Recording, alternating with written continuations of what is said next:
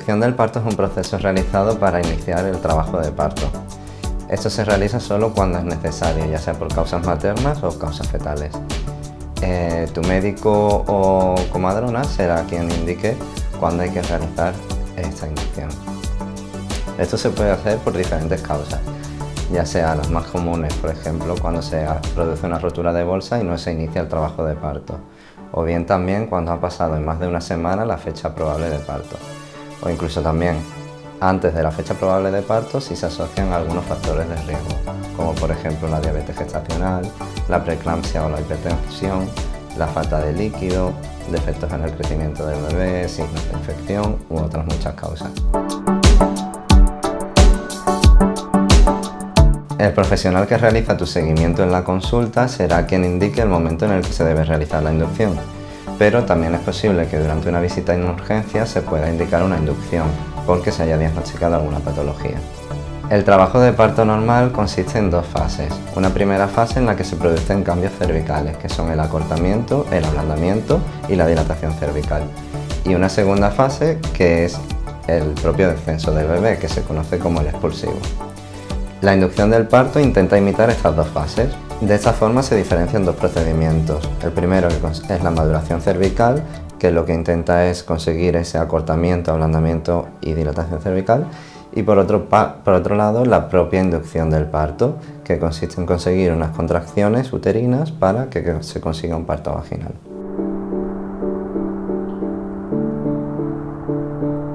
La elección del método de inducción la realizará tu matrono ginecólogo según principalmente las condiciones cervicales con las que se inicie la inducción, así como la causa por la que se haga. La maniobra de Hamilton o despegamiento de membranas consigue la realización de un tacto vaginal para que con ayuda de un dedo se consiga despegar la bolsa amniótica de la pared del útero. Esto lo que hace es estimular la producción de prostaglandinas que favorecen la maduración cervical y también pueden incluso iniciar las primeras contracciones. Con la administración de prostaglandinas vaginales se intenta conseguir la primera fase del trabajo de parto, la maduración cervical. Esto se puede hacer bien colocando unos comprimidos de prostaglandinas en la vagina o si no, un dispositivo de liberación prolongada de prostaglandinas, que es como un pequeño Tampax.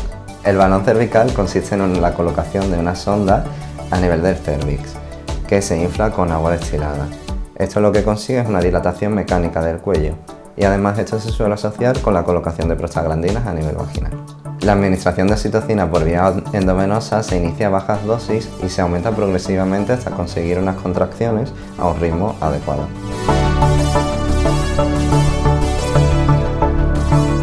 Como ya hemos comentado previamente, una inducción de parto solo se indica cuando es necesario y siempre que los beneficios, ya sea a nivel materno o a nivel fetal, sean superiores a dejar la evolución espontánea del embarazo.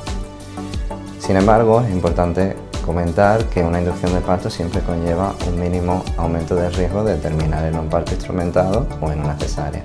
Tu profesional de referencia te especificará los riesgos que tienes en tu caso concreto de una inducción de parto frente a continuar con una evolución espontánea del embarazo.